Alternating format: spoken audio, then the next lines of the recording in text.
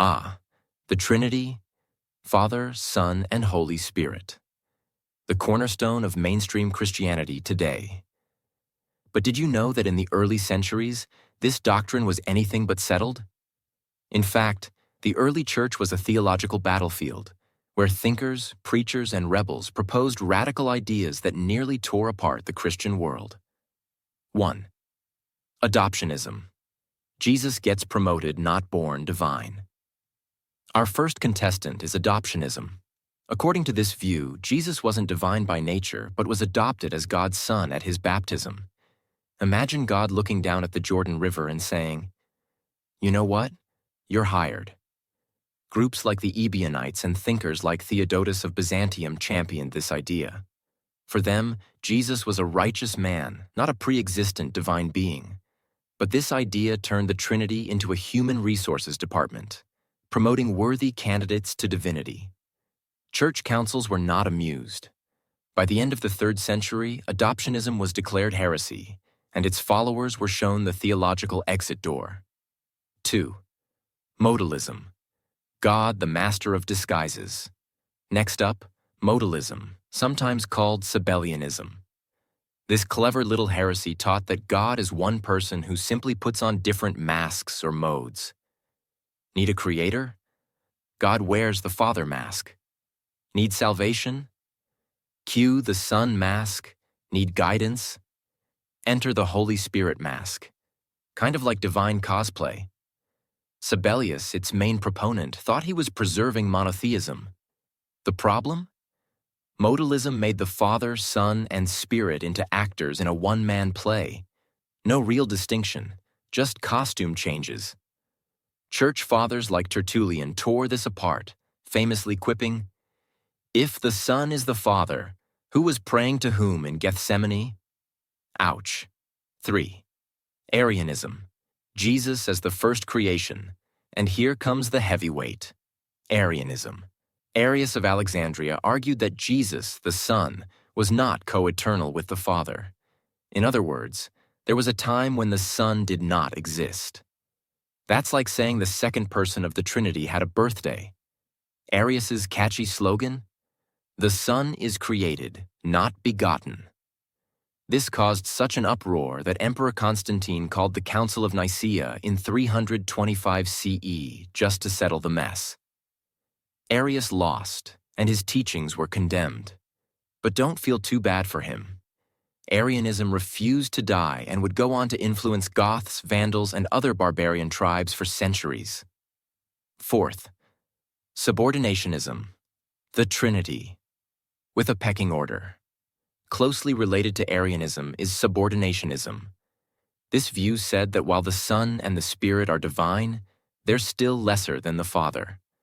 Like middle management in heaven. Even great early thinkers like Origen flirted with this idea, suggesting the Son was subordinate in rank. It tried to keep hierarchy in heaven neat and tidy, but ended up dismantling the equality at the heart of the Trinity. This heresy was slowly stamped out as the Nicene Creed tightened up its language. True God from true God, begotten not made, of one substance with the Father. Translation: no heavenly underlings allowed. 5. Tritheism. 3 gods for the price of one. On the opposite extreme, we find Tritheism, which basically turned the Trinity into a divine trio. Father, Son, and Holy Spirit as 3 separate gods loosely connected by friendship bracelets. This wasn't an official movement, but cropped up whenever someone tried to stress their distinctness too much. Thinkers like John Philoponus in the 6th century got accused of this when they tried to explain the Trinity using philosophical categories. The Church clapped back hard. Christianity is not a polytheistic club. Tritheism was declared heresy because it smelled too much like paganism with a Christian coat of paint. 6. Dosatism. The illusion of flesh. Dosatism is one of those heresies that sneak in through the back door. While not directly about the Trinity, it hits at its foundation. Dosatists claim that Jesus only appeared to have a physical body. His suffering, death, and even his human experiences were just divine illusions. Like a heavenly hologram. Why? because they believed divinity couldn't touch dirty, corrupt matter. But if Jesus wasn't really human, then what about his role in the Trinity as God incarnate? Early church fathers like Ignatius of Antioch fought this vigorously. If Christ didn't suffer, then your salvation is an illusion too. 7. Numtomekianism. Holy Spirit? Who's that? Here's a mouthful. Numtomekians, literally the spirit fighters. These folks accepted the divinity of the Father and the Son, but refused to give the Holy Spirit the same honor. To them, the Spirit was more like a divine energy or force. Think of it as God's Wi-Fi signal rather than a person. This view became popular after the Nicene Council, but was condemned at the First Council of Constantinople in 381 CE, which declared the Holy Spirit as the Lord, the giver of life, who proceeds from the Father and with the Father and the Son is worshipped and glorified. In other words, stop treating the Spirit like an intern. 8. Marcianism. Fire the Old Testament God. Marcion of Sinope took things to a whole new level. He proposed that the God of the Old Testament was a vengeful, lesser deity, a demiurge, and that Jesus represented a new, higher God of love and mercy. In Marcion's universe, the Father and the Son weren't part of the same divine team. They were rivals. He even created his own Bible, cutting out the entire Old Testament and editing Paul's letters. The Church called this heresy and excommunicated him. But Marcion's ideas forced early Christians to define the relationship between the Old and New Testament God, solidifying the Trinity along the way. 9. Monarchianism.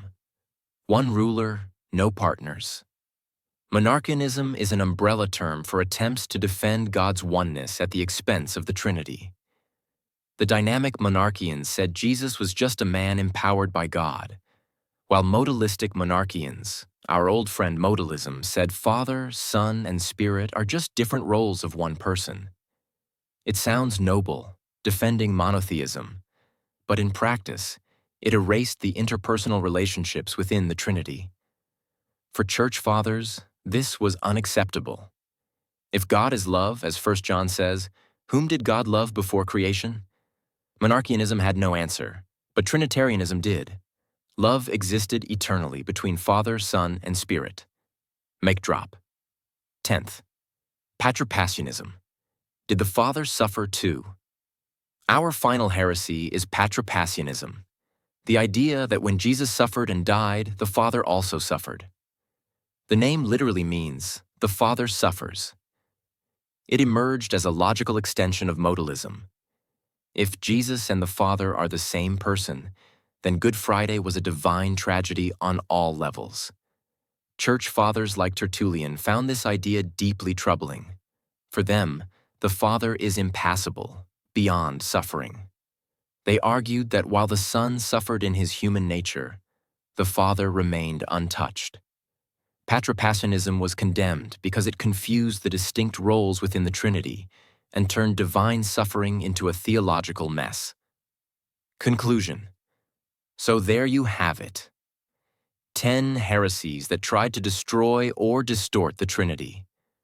From Jesus being promoted like an employee to God wearing different masks, these ideas forced early Christians to define their faith with precision. And while many of these heresies are long gone, the debates they sparked shaped the creeds recited by millions today.